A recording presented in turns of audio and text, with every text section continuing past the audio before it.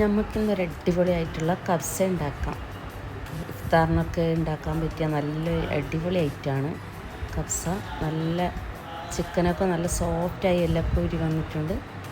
അപ്പോൾ ഇതെങ്ങനെ ഉണ്ടാക്കുന്നതെന്ന് നോക്കാം. നമുക്കൊരു പാൻ വെച്ച് ചൂടായി വരുമ്പോൾ അതിലേക്ക് 2 ബേ ലീഫ്, 2 കറാമ്പ്, ഏലക്ക, കറുവപ്പട്ട എന്നിവയിലിട്ട് വഴറ്റിയെടുക്കാം.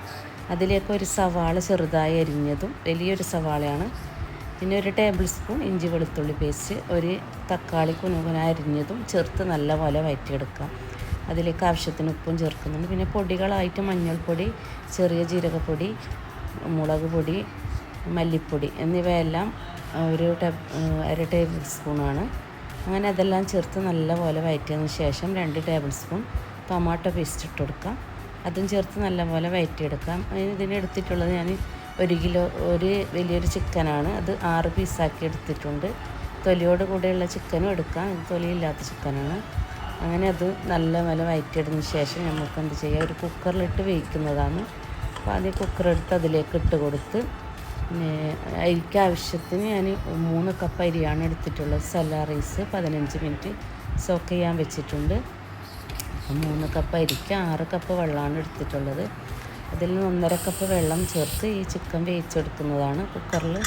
അങ്ങനെ ഒരു വിസിലായതിന് ശേഷം നമുക്കത് തുറന്നെടുക്കാം. ഇനി നമുക്ക് അരി വേവിക്കാനായി ഇതിലേക്ക് ഒരു ഉരുളക്കിഴങ്ങ്, ഒരു ക്യാരറ്റും 2 പച്ചമുളകും നീളത്തിലരിഞ്ഞത് ചേർക്കുന്നുണ്ട്. പിന്നെ കഴുകിയിട്ട് വെച്ച അരി ചേർത്ത് ബാക്കി വരുന്ന വെള്ളവും ചേർത്ത് ആവശ്യത്തിന് ഉപ്പെല്ലാം ചേർത്ത് നല്ലപോലെ ഇളക്കി യോജിപ്പിച്ച് ഒരു വിസിലിൽ വേവിച്ചെടുക്കാം.